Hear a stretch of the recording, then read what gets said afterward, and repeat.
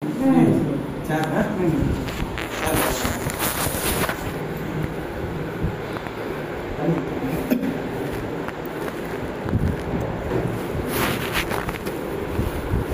الله الرحمن الرحيم. الحمد لله رب العالمين، والصلاة والسلام على سيد الأنبياء والمرسلين محمد وآله وأصحابه أجمعين. أما بعد، فأعوذ بالله من الشيطان الرجيم. بسم الله الرحمن الرحيم. عاشروهن بالمعروف. وقال النبي صلى الله عليه وسلم: المستشار معتبر، أو كما قال عليه الصلاة والسلام. கண்ணியமிக்க பெரியோர்களே, சகோதரர்களே, தாய்மார்களே, அல்லாஹ் தஆலா நமக்கு கொடுத்திருக்கின்ற வாழ்க்கை அமானிதமான வாழ்க்கை. அந்த அமானிதம் என்பது எப்பொழுது திருப்பி வாங்கப்படும் என்று நமக்கு தெரியாது. உடம்பு இருக்கின்றது, அது ஒரு அமானிதம். உயிர் இருக்கின்றது, அதுவும் ஒரு அமானிதம். உயிர் என்பது அல்லாஹுடைய கட்டளையாகும். யஸ்அலூனக அனிர் ரூஹ் குலிர் ரூஹு மின் அம்ரி ரப்பி. உங்களிடம் ரூஹை பற்றி மக்கள் கேட்கிறார்கள். ரூஹ் என்பது அல்லாஹுடைய உத்தரவு என்று சொல்லிவிடுங்கள். அல்லாஹ் உத்தரவிட்டால் ரூஹ் இருக்கும், அல்லாஹுடைய உத்தரவிட்டால் ரூஹ் சென்றுவிடும். ரூஹ் நிரந்தரமாக இருக்கக்கூடியது கிடையாது, உடலும் நிரந்தரமாக இருக்கக்கூடியது கிடையாது. ஆனால் உடம்புடைய வயது சுருக்கமாக இருக்கின்றது, ரூஹுடைய வயது நீண்டமாக இருக்கின்றது. ரூஹ் அது தன்னுடைய இடத்தை மாற்றிக்கொண்டே இருக்கும். ஆலமே அர்வாஹிலிருந்து ரூஹ் ஆலமே துனியாவுக்கு வந்தது.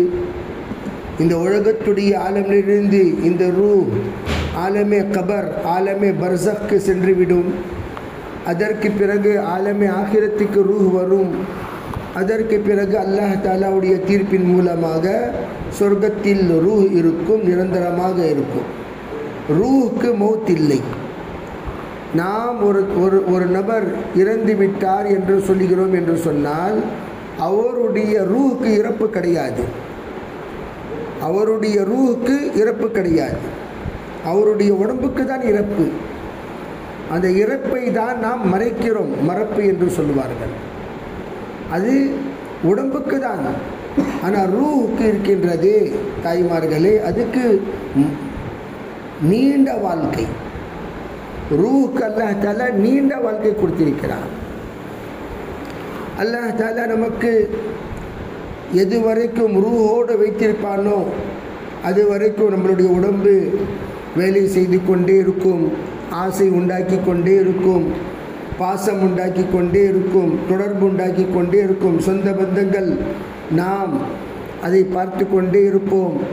அதனுடைய ரூஹ், அந்த உடம்புடைய சில தகாசாக்கள், உடம்புடைய சில தேவைகள், உடம்புக்கு சாப்பாடு தேவை, சாப்பாடு கொடுப்போம், தண்ணி தேவை, தண்ணி கொடுப்போம், உடை தேவை, உடை கொடுப்போம்.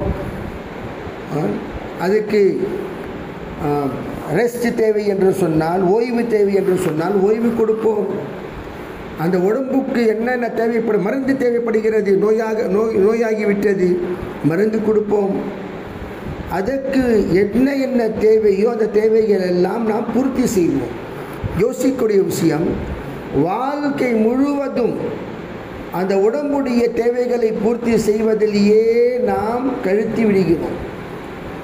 புல்ல பிறந்ததிலிருந்து புல்ல பெருசாகி அது வயதுக்கு வந்து அது ஒரு இடத்துல கல்யாணம் பண்ணி அதற்கு பிறகு அதுக்கு பிள்ளைங்க பிறந்து அதற்கு பிறகு அதனுடைய பிள்ளைங்களை பார்த்து அவங்களுடைய சேவையை செய்து அந்த சேவையிலேயே முழு வாழ்க்கை மகளாக இருந்தோம், மனைவி ஆகினோம், அதற்கு பிறகு தாயாகினோம், அதற்கு பிறகு நன்னிமாவாகினோம்.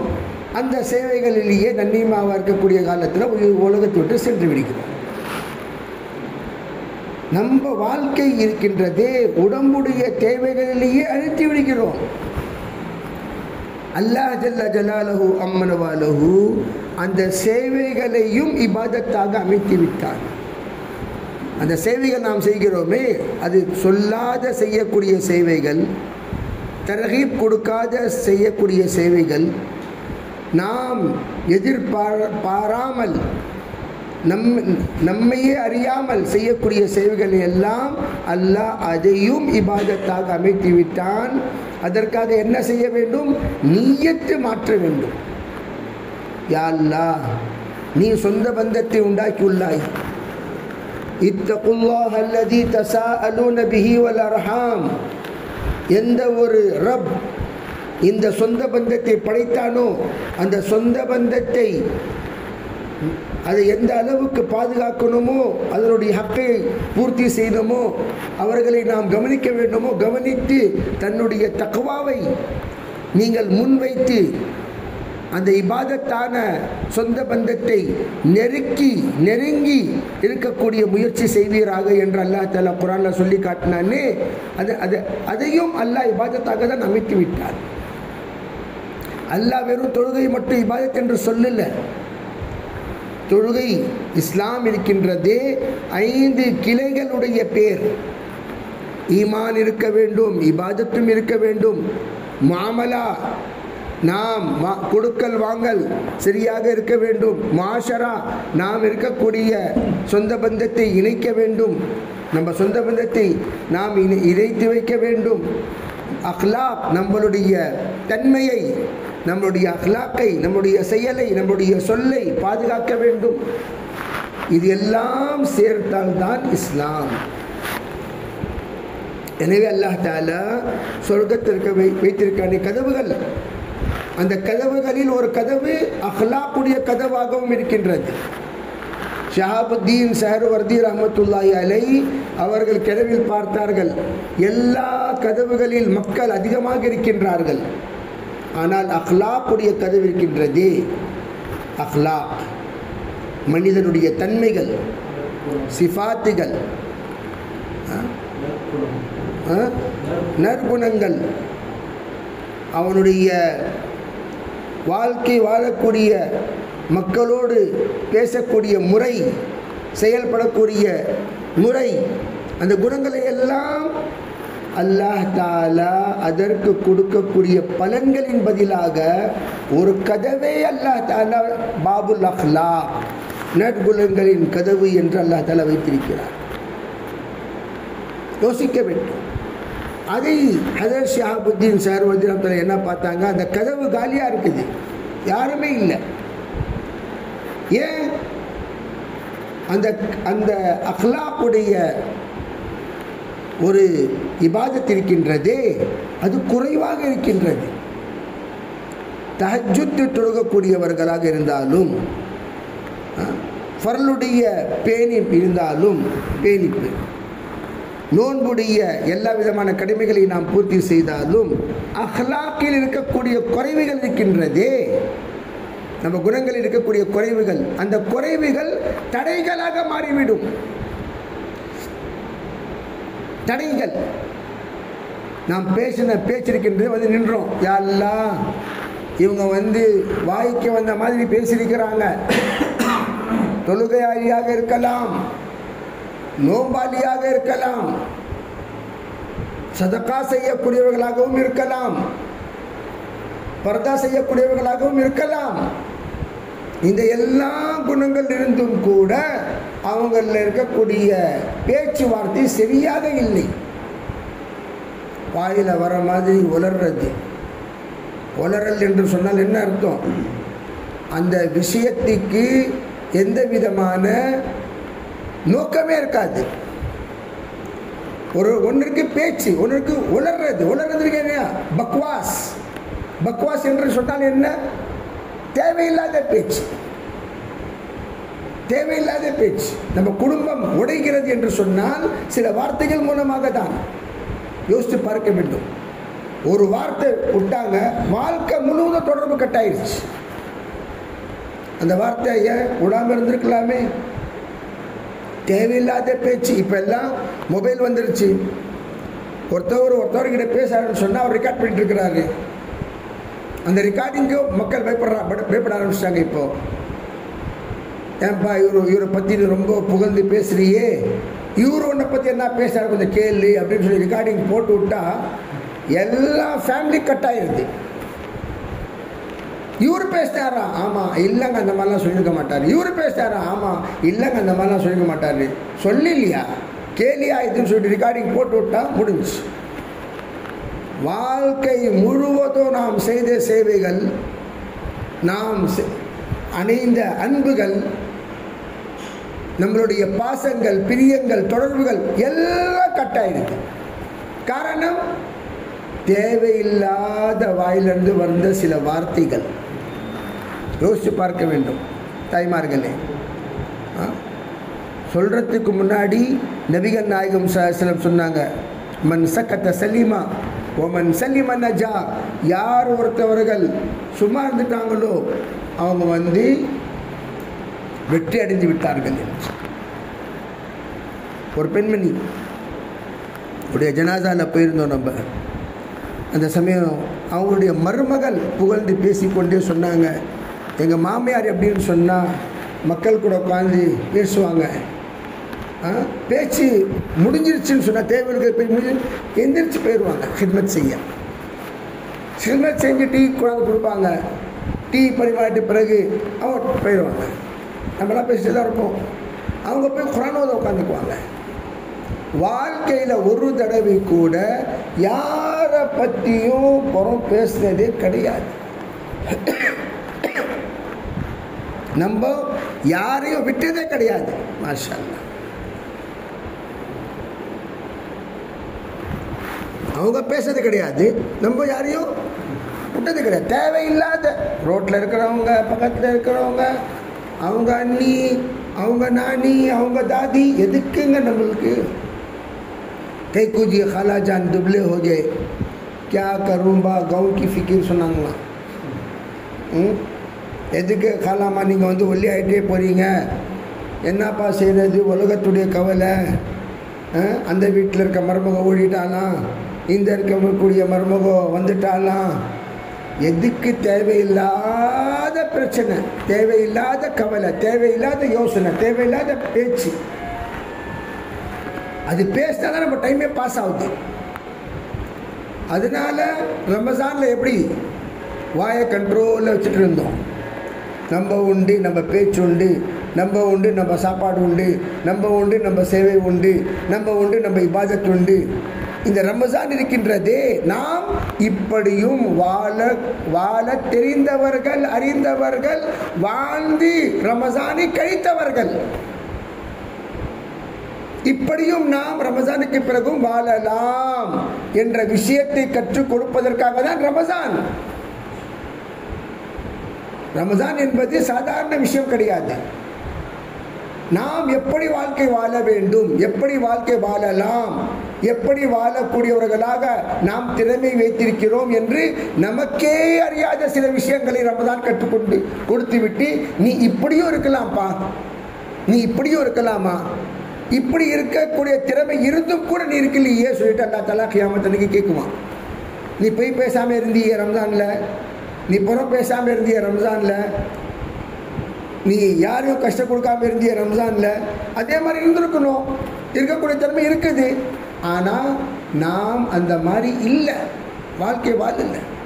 அது நம்ம மீது தப்பு. தாய்மார்களை யோசிக்கக்கூடிய விஷயம். ஒரு நாள் நமக்குன்னு மௌத்து வரும். ஈத் இருக்கின்றதே, ஈத் அன்னைக்கு நான் பெரும்பாலுமாக ஒரு விஷயம் சொல்லுவேன். என்ன? ஈத் என்றால் நமக்காக சந்தோஷமான ஒரு நாள். அந்த ஒரு நாள் கழிந்து விட்டது என்று சொன்னால் சந்தோஷம் போயிடுது. எப்போ ஒரு செவ்வால் 1 வருமோ ஈதுல் ஃபித்ர் வரும், 10 ஜில்ஹிஜ்ஜா வருமோ ஈதுல் அஸ்ஹா வரும்.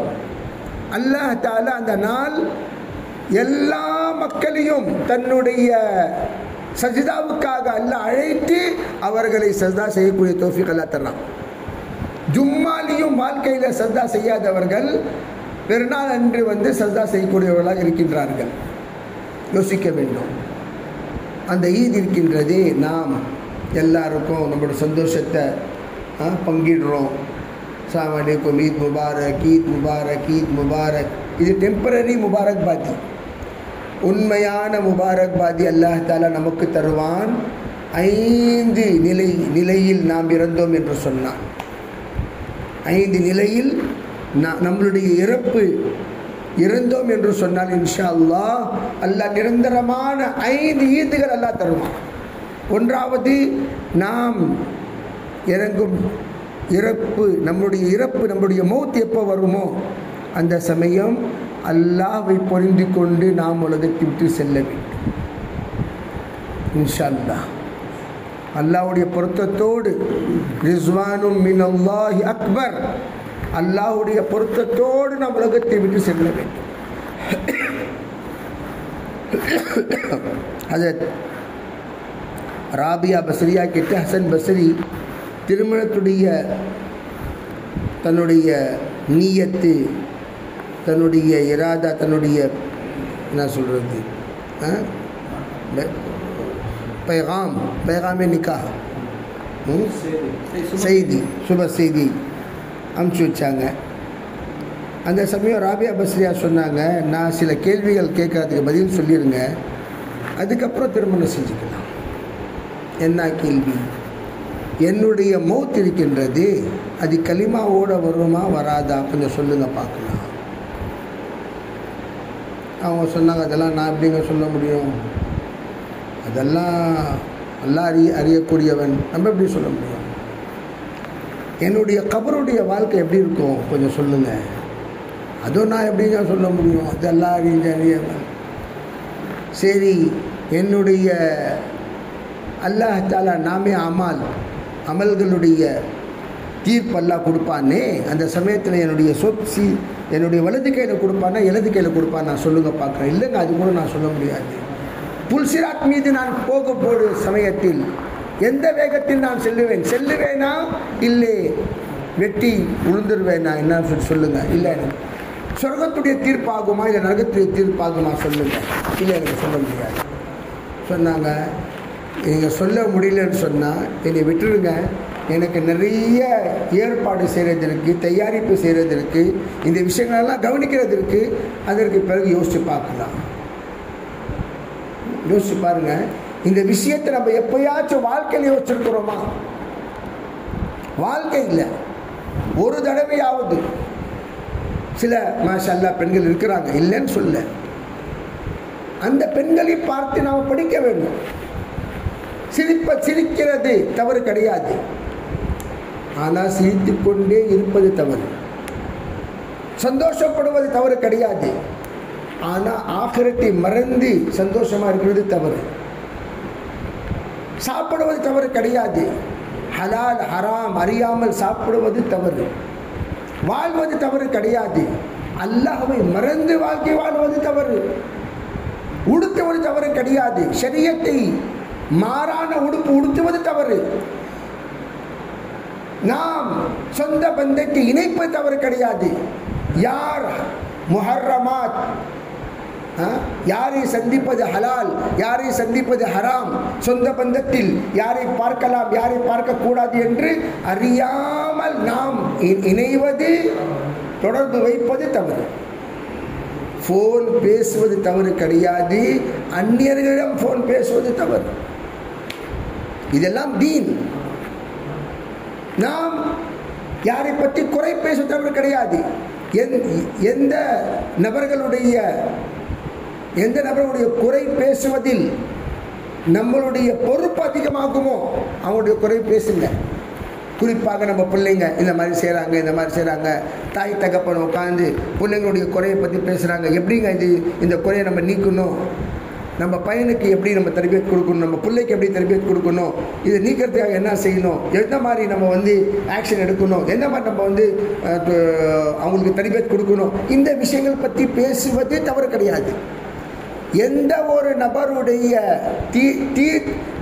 அவர்களுடைய தர்பியத்துடைய பொறுப்பு அவங்களுடைய பொறுப்பாக இருக்கின்றதோ அவங்களுடைய குறை பேசுவது தவறு. அது எப்படின்னு சொன்னால், டாக்டர்கிட்ட நோய் சொல்கிற மாதிரி. டாக்டர்கிட்ட நோய் சொல்லலாம், எல்லாத்துக்கிட்ட நோய் சொல்லலாமா? தேவையில்லை. எல்லாத்துக்கிட்ட நோய் சொல்ல தேவை, டாக்டர்கிட்ட நோய் சொல்லலாம். அதே மாதிரி மனைவியை பற்றி கணவர்கிட்ட பேசுவது, கணவரை பற்றி மனைவியிடம் சொல்லுவது, பிள்ளைகளை பற்றி பெற்றோர்களிடம் சொல்லுவது, மாணவரை பற்றி உஸ்தாதிடம் சொல்லுவது, முரீதை பற்றி ஷேக்கிடம் சொல்லுவது தப்பு கிடையாது. இது சொல்லணும் தான். 11 இடத்தில் கீபத் செய்வது கீபத் கிடையாது. கீபத் என்று சொன்னால் புறம் பேசுவது 11 இடத்தில் அது புறம் கிடையாது. எப்படி நான் சொன்னேன், இப்போ பிள்ளைங்களை பற்றி பெற்றோர்களிடம் சொல்லுவது, மனைவியை பற்றி கணவரிடம் சொல்லுவது, கணவரை பற்றி மனைவியிடம் சொல்லுவது, மாணவர்களை பற்றி உஸ்தாதிடம் சொல்லுவது, முரீதை பற்றி ஷேக்கிடம் சொல்லுவது. ஒரு நபர் ஷரியத்துக்கு மாறான செயல் செய்கிறார் என்று உலமாக்களிடம் சொல்லுவது, உலமாக்கள் அவரை பற்றி மக்களை எச்சரிப்பது. இவர் தவறான வழியில் இருக்கின்றார், ஏன் இருக்கின்றார், எதுக்காக இருக்கின்றார், ஏன் இவர் தவறு, என்ன காரணம், ஷரியத்துக்கு மாறாக இவர் என்ன பேசுகிறார், ஷரியத்துக்கு மாறாக என்ன செய்கிறார் என்ற விளக்கம் கொடுப்பது உலமாக்கள். இது தவறு கிடையாது, உலமாக்களுடைய பொறுப்பாக இருக்கின்றது. அதே மாதிரி அந்த பேசுவோமா பேசுங்க, இல்லை அதை பற்றி பேசக்கூடாதுன்னு சொன்னாங்களே ஹசரத்துன்னு சொல்லிட்டு பிரேக் அடிக்காதீங்க. நீங்கள் என்ன என்னை பற்றி இந்த மாதிரி சொல்கிறீங்க, நான் சொல்லாமல் யார் சொல்லுவா, நீ தப்பு செஞ்சேன்னு சொன்னால் நான் தானே சொல்லணும். கணவர் சொல்கிறாரு, கணவர் தப்பு செஞ்சால் மனைவி சொல்லலாம், ஏங்க நீங்கள் மாதிரி ஏமாற்றி காசு சம்பாதிக்கிறீங்களே உங்களுக்கு நியாயமா? ஒருத்தவங்க யூசுரப்துல்லாஹி சொல்லுவாங்க, நீங்கள் எவ்வளோ ஒழுங்கானவங்கன்னு சொல்லிவிட்டு உங்கள் மனைவி கிட்ட கேளுங்க. நீங்கள் எவ்வளோ, ஒருத்தவர் வந்தார், மாஷா அல்லா தர்பியத் ஆகி வந்தார், அவரை பற்றி மக்கள்லாம் புகழ்கிறாங்க, ரொம்ப நல்லவர், நல்லா அழகாக பேசுகிறாரு, ரொம்ப அழகாக இருக்கிறாரு, மாஷா அல்லா ரொம்ப வலி சிப்பத்துள்ளவர். இவர் வலியா இல்லை இவர் நெஞ்சு வலியான்னு சொல்லி யாருக்கு தெரியும்? இது வலியா இல்லை வலியா என்று யாருக்கு தெரியும்? 2 பேரையும் வலியான்னு சொல்லுவாங்க. அது தீர்ப்பு கைருக்கும் லி அஹ்லி வ அன கைருன் லி அஹ்லி. பெண்களிடம் கேளுங்க. பெண்களை பற்றி மக்கள் எல்லாம் புகழ்றாங்க, அவங்க கணவர்கிட்ட கேளுங்க, உங்கள் மனைவி எப்படி. அதனால தான் அல்லாஹ் தஆலா நபிகள் நாயகம் ஸல்லல்லாஹு அலைஹி வஸல்லம் சொன்னாங்க, 4 ஃபரல்கள் தான் பெண்கள் மீது. எத்தனை ஃபரல்கள்? 1 5 நேரம் தொழணும், இது சல்லத் ஹம்சா. 2வது நோன்பு வைக்கணும், ஒசாம ஷஹரஹா, தன்னுடைய தர்த்தீபின் மீது.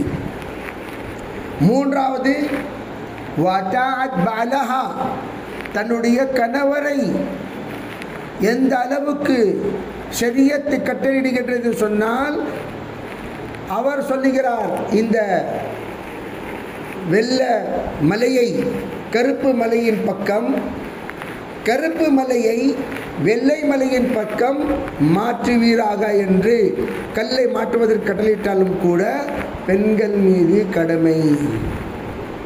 அதுக்கு ஏன்ப்பா இந்த மாதிரி நீ வீணான கட்டளை இட்ட சொல்லிட்டு அதுக்கு அல்லாஹ் தஆலா அவருக்கு என்ன தண்டனை கூடாது கூட்டுவான் தனியாக, அது நீங்கள் கவலைப்படாதீங்க. ஆனால் அந்த அளவுக்கு அவர்களை பின்தொடர்ந்து வாழ்க்கை வாழ்வது அவர் மிக கடமையாக இருக்கின்றது.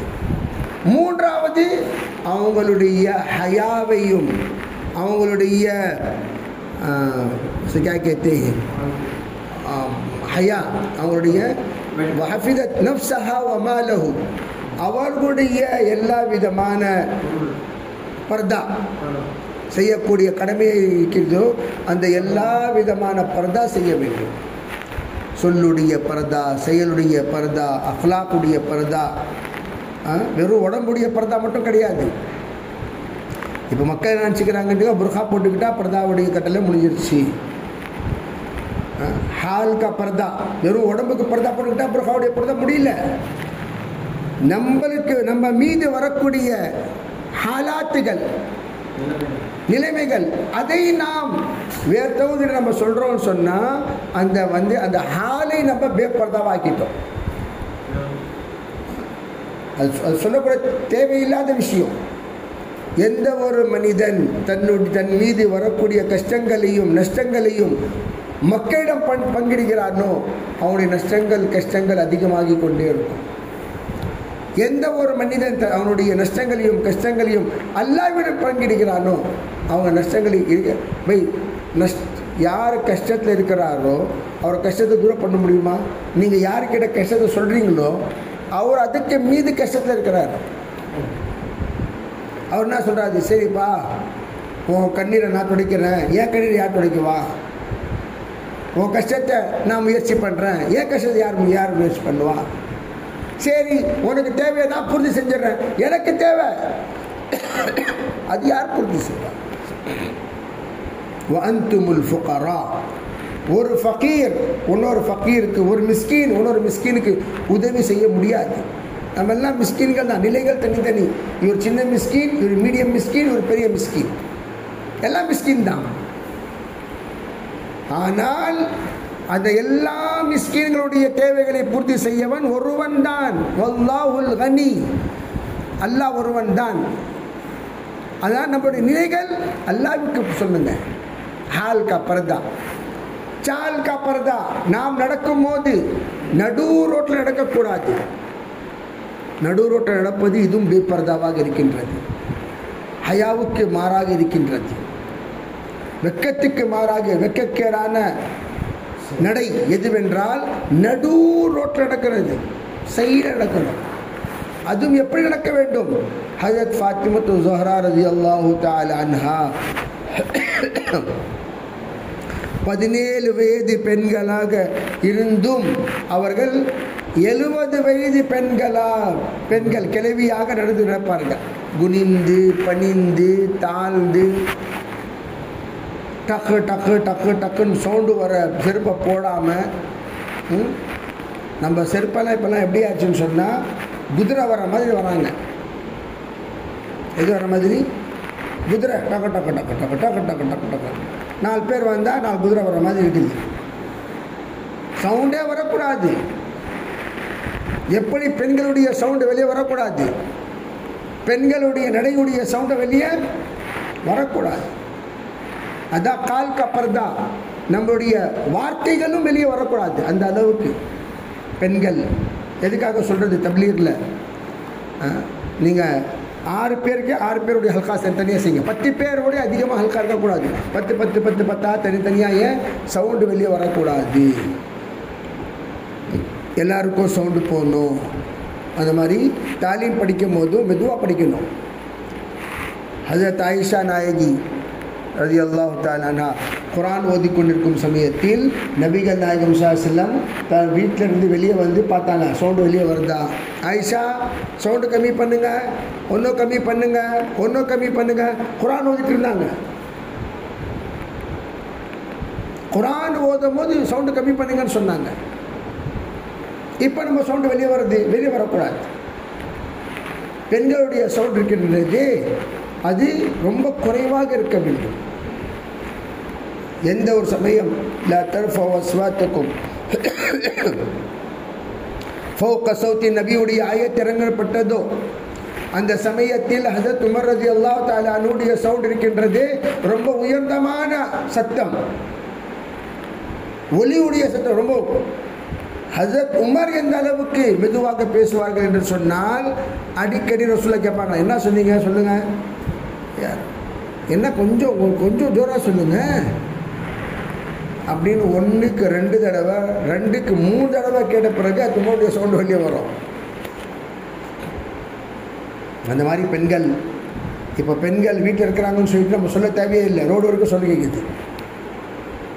அதே மாதிரி ஃபோன், உபைதுல்லா சார் சொல்லுவாங்க, எந்த ஒரு ஃபோன் அந்நியர்களிலிருந்து வருதோ, தேவையில்லாத ஃபோன் வருதோ, அந்த சமயத்தில் வாயின் மீது துணி வைத்து பேசுங்கள். சத்தம், உங்களுடைய சத்தம் வெளியே மக்களுக்கு தெரியக்கூடாது. அவங்க சவுண்டு எந்த அளவுக்கு அழகாக இருக்குது, நல்லா இருக்குது, அவங்க சவுண்டு எவ்வளோ கம்பீரமாக இருக்குது, அதெல்லாம் மக்களுக்கு சவுண்டுடைய விஷயங்கள் யாருக்கும் தெரியவே கூடாது. வாயில் துணி வச்சுட்டு பேசணும்னு சொன்னால், எப்போவுமே வீட்டில் ஆண்கள் இல்லை என்று ஃபோனில் சொல்லக்கூடாது. இல்லைங்க வெளியே போயிருக்கிறாங்க, இல்லை என்ன சொல்லணும், வேலையில் இருக்கிறாங்க. எங்கே இருக்கிறாங்க? வேலையில் இருக்கிறாங்க. மூன்றாவது, ஆண்கள் வெளியே சென்று விட்டாலும் ஆண்களுடைய பழைய செருப்பு வெளியே இருக்கணும்.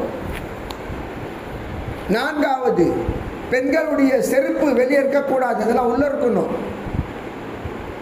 அந்த செருப்பை பார்த்து பணக்காரங்க வந்திருக்கிறாங்களா, ஏழைங்க வந்திருக்கிறாங்களா, வயசானவங்க வந்திருக்கிறாங்களா, வாலிபர்கள் வந்திருக்கிறாங்களா, சின்னவங்க வந்திருக்கிறாங்களா, பெரியவங்க வந்திருக்கிறாங்களா, அதெல்லாம் செருப்பை பார்த்து கண்டுபிடிக்கலாம். அதனால இந்த காலத்தில் செருப்பையும் பர்தாவில் வையுங்கள் என்று சொல்லுகிறார்கள். சால் கா பர்தா, ஹால் கா பர்தா, கால் கா பர்தா, பால் கா பர்தா. முடி சீவினாலும் அந்த முடியை கவரில் வைத்து விசடிக்க வேண்டும், இல்லையா தஃபன் செஞ்சிருங்க. அந்த முடி அப்படியே பறக்கிறது, பறந்து சாணால வருது, தொட்டுக்கையில் வருது, சாப்பாட்டில் வருது, டிஃபனில் வருது. டிஃபனை நம்ம பரிமாறணும்னு சொன்ன வரத்தவங்களுக்கு நீட்டாக எடுக்கிறார முடி. என்னங்க இது, என்ன இது ஐட்டம் புதுசாக இருக்குது என்னன்னு சொன்னால், சீவன முடியெல்லாம் வீட்டில் பறக்க விடுறது, பறன்னு சொல்லி அந்த முடி பறந்து போய் குக்கரில் போய் குக்கர்லேருந்து வெளியே வருது, சால்னாக்குள்ளே போய் சால்னாலேருந்து வெளியே வருது, தொட்டுக்கையில் போய் தொட்டுக்கையிலேருந்து வெளியே வருது. ஒரு தடவை பார்த்தோன்னு சொன்னால் வடையிலேருந்து முடி வருது. அந்த அம்மா கிட்ட கேட்டேன் நான், என்னம்மா இது? இல்லை வந்துருச்சு. எப்படி வந்துருச்சு? வடையில் முடி எப்படி வந்துச்சு? வடை மாவில் முடி, இட்லிக்குள்ளே முடி வருது. அந்த முடிகள் எல்லாம் நாம் பர்தாவில் வைக்க வேண்டும். இது பால் கா பர்தா.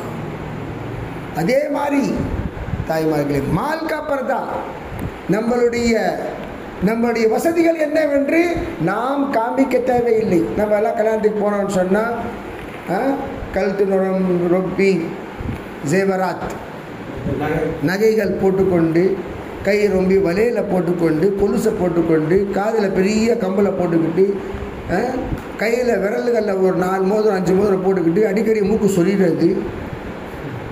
என்னுடைய எத்தனை என்ன இருக்குது, மோதிரம் இருக்குது பாருங்கள், வைர மோதிரம் கூட இருக்குது.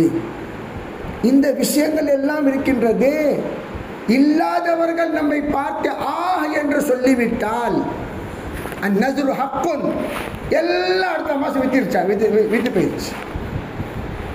நகை இருக்குதா? இல்லை விற்றுட்டாங்க. நகை இருக்குதா? இல்லை விற்றுட்டாங்க. ஏன் விற்றாங்க? எதுக்கு அடிக்கடி காமிக்கணும்?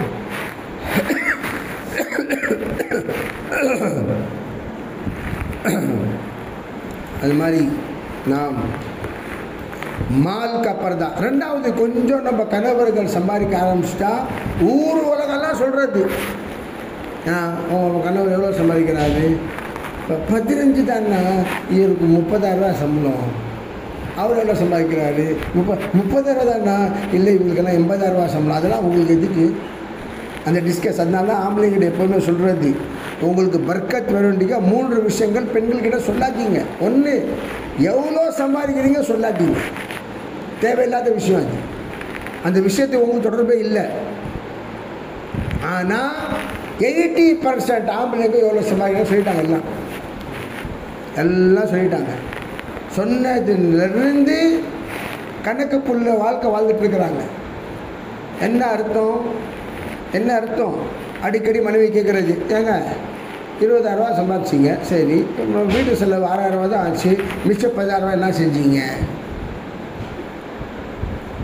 இப்போ அந்த 14,000 இவர் என்ன செஞ்சார்? முழு கணக்கு கொடுக்கணும், மினிஸ்டருக்கு கொடுக்குற மாதிரி. தேவையா இந்த வாழ்க்கை? அந்த பர்க்கத்து வேணும்னு சொன்னால் சொல்ல தேவையில்லை. உங்களுக்கு என்ன தேவையோ அது கேளுங்க, இன்ஷா அல்லாஹ் பூர்த்தி செய்யப்படும். எந்த அளவுக்கு முடியுமோ. எவ்வளோ சம்பாதிக்க அது கேட்க தேவையில்லை. எவ்வளோ வருமானத்தை பற்றி நீங்கள் ஏன் கேட்குறீங்க? அது துவா செய்யுங்க, பர்க்கத்துக்காக துவா செய்யுங்க. வருமானத்தை பற்றி கவலை செய்யாதீங்க, கேள்வி கேட்காதீங்க. எந்த ஒரு மனைவி வருமானத்தை பற்றி அடிக்கடி கணவனிடம் கேள்வி கேட்பது, கணக்கு கேட்பது, இது பர்க்கத்தை எடுக்கக்கூடிய விஷயமாக இருக்கின்றது. மூன்றாவது விஷயம். ரெண்டாவது விஷயம் எது சொல்லக்கூடாது? அது ஆண்கள்கிட்ட நான் சொல்லிக்கிறேன். ஒன்று தான் நம்மளுக்கு தேவையுள்ள விஷயம். அதே மாதிரி நம்முடைய வீட்டில் பர்க்கத்து வர வேண்டும் என்று சொன்னால் நம்ம வீட்டில் 5 அமல்கள் செய்ய வேண்டும். லத்தஜஅலு புயூத்தக்கும் குபரானன். ஒன்றாவது என்ன? நாம் சுன்னத்து ஃபர்ல் வீட்டில் தொழுக வேண்டும். கணவர்கள் சுன்னத்து வீட்டில் தொழுது பள்ளிவாசலுக்கு செல்ல வேண்டும். வீட்டுடைய ஆண்கள் இருக்கின்றார்களே, வீட்டில் சுன்னத் தொழுதுட்டு பள்ளிவாசல். எந்த ஒரு ஆண்கள் வீட்டில் சுன்னத் தொழுகக்கூடிய பழக்கம் உண்டாக்கி கொண்டார்களோ அந்த வீட்டில் சண்டை வராது. முதல் விஷயம். எந்த வீடு சண்டை இல்லாமல் வீடாக இருக்க சொல்லி பார்க்கலாம். எல்லா வீட்டில் சண்டை. வீடு மாளிகை மாதிரி இருந்தாலும் கூட நிம்மதி இல்லை. காரணம், நிம்மதி அடையக்கூடிய அமல்கள் வீட்டில் இல்லை. அது என்ன? சுன்னத்து வீட்டில் தொழுணும் இன்ஷா அல்லாஹ். வீட்டில் சுன்னத்து தொழுதால் 3 பிரயோஜனங்கள். ஒன்று, அல்லாஹ் வீட்டில் சண்டை நீக்கிடுவான். ரெண்டாவது, பர்க்கத்தை உண்டாக்குவான். மூன்றாவது, நிரந்தரமாக தீனின் மீது இருப்பார்கள். ஆயிடுச்சு. அதே மாதிரி ரெண்டாவது விஷயம் என்ன செய்யணும்? விருந்தாளிகளை கவனிப்பது. வீட்டில் ஒன்றுமே இல்லைன்னு சொன்னாலும் கூட தண்ணி காட்டணும், தண்ணி கொடுக்கணும், தண்ணி பரிமாறணும். வீட்டில் விருந்தாளிகள் வந்தால் முதல்ல வீட்டில் ஒன்றுமே இல்லை, தண்ணி இருக்கா இல்லையா? தண்ணி கொடுங்க. அந்த தண்ணி உடைய மகிமை வெளியிலேருந்து வரக்கூடியவங்களுக்கு தான் தெரியும். அது தண்ணி கொடுத்துருங்க போதும். எவ்வளோ தாங்கள் அவர்களை கவனிக்க முடியுமோ கவனிங்கள், போதும். அல்லாஹ் அறியக்கூடியவன். அல்லாஹ் தஆலா பார்த்து கொண்டிருக்கிறான். இவங்க தன்னுடைய வசதியின் மீது கவனித்தார்கள் என்று அல்லாஹ் தஆலா அதுக்கு இன்ஷா அல்லாஹ் பலன் தருவான். ரெண்டாவது. மூன்றாவது, சதக்கா செய்து கொண்டே இருக்க வேண்டும். சதக்கா என்பது காசு பணம் மட்டும் கிடையாது. சதக்கா என்பது உபதேசம் செய்வதும் சதக்கா தான், நல்ல விஷயங்களை சொல்லுவதும் சதக்கா தான், நல்வழியை காட்டுவதும் சதக்கா தான், நல்ல விஷயங்களை நாம் கற்றுக் கொடுப்பதும் சதக்கா தான். வீட்டில் ஒருத்தவங்க வந்தாங்க, அவங்களுக்கு நல்ல விஷயம் சொல்லிக் கொடுக்குறோம். என்னம்மா வீட்டில் எப்படிமா இருக்கிறாங்க? அல்ஹம்துலில்லாஹ், அல்லாஹ்வுடைய கிருபை நல்லா இருக்கிறாங்க சொன்னாங்க. அல்லாஹ்வுடைய கிருபையா நல்லா இருக்கிறாங்க. அவங்கள நம்ம நல்ல விஷயங்கள் சொல்லி அன்பாக பாசமாக இருக்கணுமா. கணவர் ஏதாச்சும் பெரிய விஷயம் சொல்லிட்டாருன்னு சொன்னால் கூட பொறுக்கணும், அவருக்கு பதில் சொல்லக்கூடாது.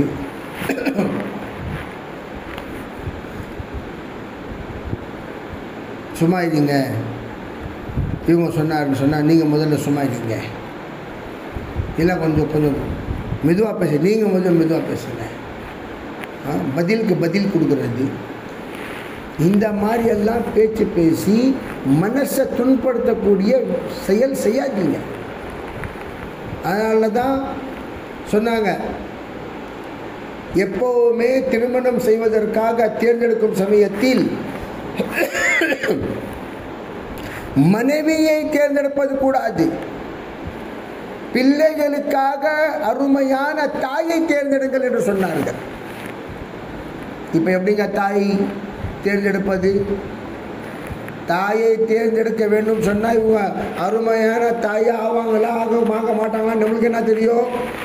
அவங்களுடைய தாயை பாருங்கள், அவங்களுடைய மகளுக்கு எப்படி ட்ரைனிங் கொடுத்துருக்குறாங்க, அவங்க தாய் அவங்க மகளுக்கு எப்படி ட்ரைனிங் கொடுத்துருக்குறாங்க, எந்த மாதிரி தாய் இருப்பார்களோ அதே மாதிரி தான் அவங்களுடைய பிள்ளைங்களும் இருப்பாங்க. தாய் போல பிள்ளை, நூல் போல சேலை.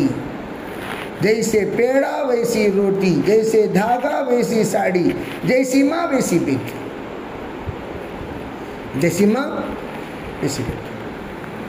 அதே மாதிரி தாய் பார்க்க வேண்டும் என்று சொன்னால் இவர் நல்ல தாயாக இருப்பாளா என்று பார்க்க வேண்டும் என்று சொன்னால் அவங்களுடைய தாயை பார்த்துக்கணும். அதுதான் மூணாவது விஷயம். சதக்கா என்பது வெறும் காசு பணம் சதக்கா மட்டும் கிடையாது. நம்ம சதக்கான்னு சொன்னால் வெறும் அதுதான் நினைக்கிறோம். நம்மளுடைய வீட்டில் கொஞ்சம் சால்னா அதிகமாகி பக்கத்து வீட்டில் கொடுத்துட்டோம், தொட்டுக்காய் ஆயிடுச்சு நம்ம பகுதியில் கொடுத்துட்டோம், இந்த மாதிரி நம்ம சேவை செஞ்சு கொண்டே இருக்கணும். இது மூன்றாவது விஷயம். நான்காவது விஷயம் என்ன? எதிர் மூலமாக வீட்டில் பர்க்கத்து வரும் சொன்னாங்க. வீட்டில் சுன்னத்து முறையில் வாழ்க்கை வாழ வேண்டும். எந்த முறையில்? சுன்னத்தான முறையில். சாப்பிடும் போது சுன்னத், படுக்கும் போது சுன்னத், 1க்கு 2க்கு போகிறோம் சுன்னத். சுன்னத்தில் பெரிய சுன்னத் என்ன? வீட்டுக்குள் வரும் சமயத்தில் அஸ்ஸலாமு அலைக்கும் வரஹ்மத்துல்லாஹ் என்று சொல்லிக் கொண்டு வருவது. எந்த ஒரு சின்ன பிள்ளையாக இருந்தாலும் சரி, சலாம் சொல்லாமல் வீட்டுக்குள்ளே வந்து விட்டால் அவன் ஷைத்தானுடைய சவாரியாக மாறிவிடுகிறான். சலாம் சொல்லாமல் வீட்டுக்குள் நுழையக்கூடியவர்கள் ஷைத்தானுடைய சவாரிகள். ஷைத்தான் மேலே உட்காந்து வந்துடுவான் உள்ளோ. அதனால நபிகள் நாயகம் ஸல்லல்லாஹு அலைஹி வஸல்லம் சலாம் சொல்லாமல் வந்து விட்டாலும் கூட வீட்டுக்கு வெளியே போயிட்டு ஒரு தடவை சலாம் சொல்லிட்டு உள்ள வாங்கன்னு சொல்லியிருக்கிறாங்க. இது இந்த சுன்னத்தை பின்தொடர்ப்பது.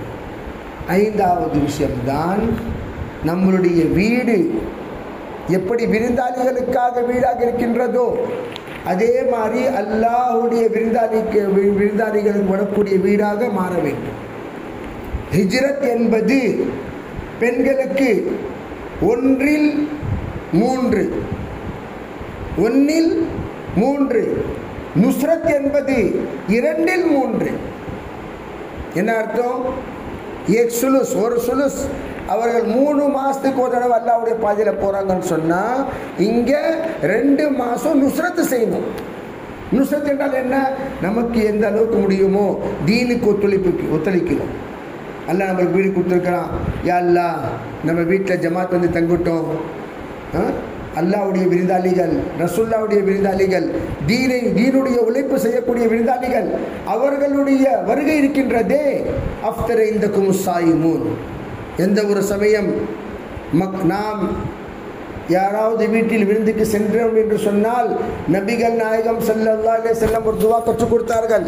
அந்த துவா என்ன? அஃப்தர இந்தக்கும் ஸாயிமூன் அகலத் ஆமக்குமுல் அப்ரார் வஸல்லத் அலைக்குமுல் மலாயிகா.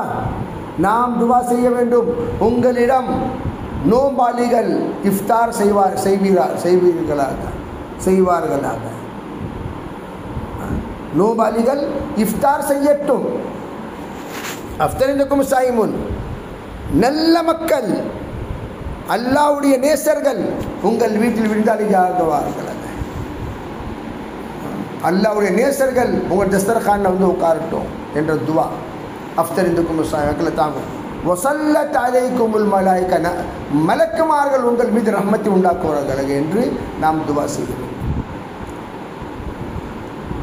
அதனால் வீட்டிலிருந்து எந்த ஒரு கை மேல் கையாக இருக்குமோ அந்த கையை எல்லாம் கீழ் கையாக எல்லாம் மாற்ற மாட்டான். கொடுக்கக்கூடிய கை நிரந்தரமாக கொடுத்து கொண்டே இருந்தால் வாங்கக்கூடிய கையாக மாறாது. கொடுக்கக்கூடிய கை நிரந்தரமாக என்ன செஞ்சு கொண்டிருந்தால் கொடுத்து கொண்டே இருந்தால் வாங்கக்கூடிய கையாக அல்லாது மாற்ற மாட்டான். நியத்து செய்யலாமா? இன்ஷா அல்லாஹ் எல்லாருமே. அதுதான் தாவத்துடைய வேலையில் கற்றுக் கொடுக்கக்கூடிய பாடங்கள். இது எல்லா விஷயங்கள் இருக்கிறதே, இதெல்லாம் தாவத்துடைய வேலை கற்றுக் கொடுக்கக்கூடிய பாடங்கள். அதனால் பெரியவர்களே, தாய்மார்களே, அல்லாஹ்வுடைய நல்லடியார்களே, நியத்து செய்யுங்கள். இன்ஷா அல்லாஹ் நாம் தாவத்துடைய வேலையில் வீட்டில் தாலீம் செய்வோம்.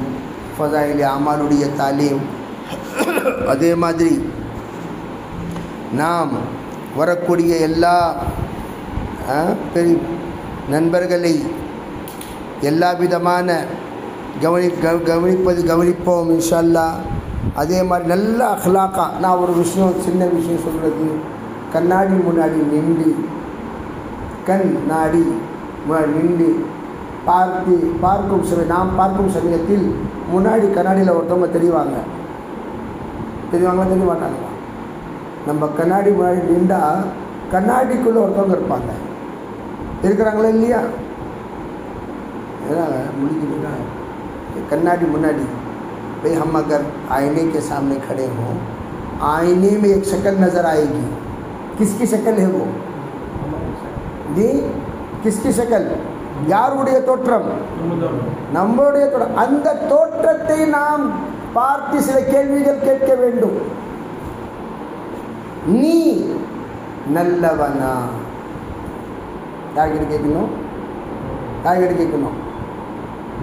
தோற்றம் நஜரானா உசப்பு நீ நல்லவளா, நீ நல்லவளா அப்படின்னு கேள்வி கேட்டால் அந்த அந்த தோற்றம் நம்மிடம் கேள்வி கேட்கிறது. நீ நல்லவளா, நீ நல்லவனா? அங்கே கொஸ்டின் மார்க் வந்துடுது. நம்ம ஒரு கேள்வி கேட்டோம், நீ நல்லவனான்னு சொல்லிட்டு அதில் கேட்குது நம்ம கிட்ட. நாம் எப்படியானவர்கள் என்று நமக்கு தெரியும். நம்ம நல்லவங்களா இல்லையா அந்த அதுக்கிட்ட கேளுங்க, ஏன் நீ நல்லவன் இல்லை? அது சொல்லணும், உன் யோசனை சரியில்லை, உன் பேச்சு சரியில்லை, உன் பார்வை சரியில்லை, உன் கவனம் சரியில்லை, உன் தொழுகை சரியில்லை, உன் அஹ்லாக் சரியில்லை. நமக்கு நாமே உபதேசம் செய்து கொள்ள வேண்டும். அந்த உபதேசத்தை விட உண்மையான உபதேசம் யாருடைய உபதேசம் கிடையாது. எந்த ஒரு சமயம் நம்மளுடைய உள்ளம் நாம் நல்லவர்கள் என்று நம்பாதோ அது வரைக்கும் நாம் நல்லவர்கள் கிடையாது. நமக்கு நம்மளுடைய உள்ளமே நம்மை நல்லவர்களாக ஒத்துக்கொள்ளாத சமயத்தில் நம்ம என்ன விருப்பப்படுறோம்? எல்லாம் நம்ம நல்லவங்கன்னு சொல்லணும். நியாயமா? நமக்கு நாமே நல்லவர்கள் என்று சொல்ல முடியாத நிலையில் இருக்கும் சமயத்தில் நாம் நம்மளுடைய விருப்பங்கள் என்ன, ஆசைகள் என்ன? மக்கள் எல்லாமே ரொம்ப நல்லவங்க, ரொம்ப நல்லவங்க, ரொம்ப நல்லவங்க, ரொம்ப நல்லவங்க. மலக்குமார்கள் பார்க்குறாங்க, எப்படி நல்லவங்க? நீங்கள் நல்லவங்களா? இது நீங்கள் நல்லவங்களா? உங்களுக்கு நீங்களே நல்லவங்கன்னு சொல்கிறது ரெடியாக இல்லையாங்க? எப்படி நீங்கள் விருப்பப்படுறீங்க எல்லாம் உங்களுக்கு நல்லவங்கன்னு சொல்கிறதுக்காக? அதனால் நீயத்து செய்யணும் இன்ஷா அல்லாஹ். ஒருத்தவங்க சொன்னாங்க, எதுக்குங்க வேர்த்தவங்க நம்ம சொல்கிறோம், கொஞ்சம் ஓதி ஊதுங்க, கொஞ்சம் ஜரா தம் கரோ போல்த்தே நீ கைக்கு போல்த்தி. எதுக்காக சொல்கிறாங்க? அப்போ சொன்னாங்க, இவருக்கு தெரியும் நானும் அதுதான் ஓதுருவேன், இவரும் அதுதான் ஓதுவார். ஆனால் இவரு ஓதி ஊதுனா கொஞ்சம் ஷிஃபா கிடைக்கும், நான் ஓதி ஊதுனா என் தம்மில் தம்மே இல்லைன்னு சொல்லிட்டு தெரியும். துவா செய்யலாமா இன்ஷா அல்லாஹ்? துவா செய்யலாமா? தன்னை நல்லவர்களாக அமைப்பதற்காக தான் தாவத்துடைய உழைப்பெல்லாம் தந்திருக்கிறான்.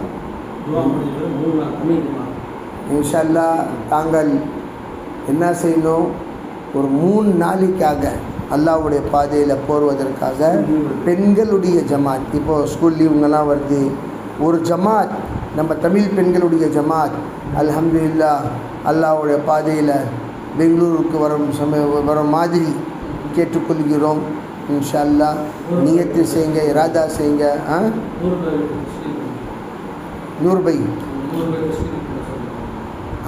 100 பையுடைய வீட்டில் வந்திருக்கிறாங்களா? தஸ்கீல் செய்யுங்க, எல்லாம் செய்யுங்க. நம்ம வீட்டிலே வந்திருக்காங்க, தஸ்கீல் செய்யுங்க. இன்ஷா அல்லாஹ் எல்லாம் தஸ்கீல் செஞ்சு சுற்றி அனுப்பிச்சுடுங்க. ரொம்ப சுருக்கமாக இன்ஷா அல்லாஹ் துவா செஞ்சுக்குவோம். துவாக்கு பிறகு தாங்க தஸ்கீல் செய்யுங்க. இல்லை தஸ்கீலுக்கு அப்புறம் துவா செய்யலாம். இன்ஷா அல்லாஹ் तस्कील से गई कपड़े दुआ से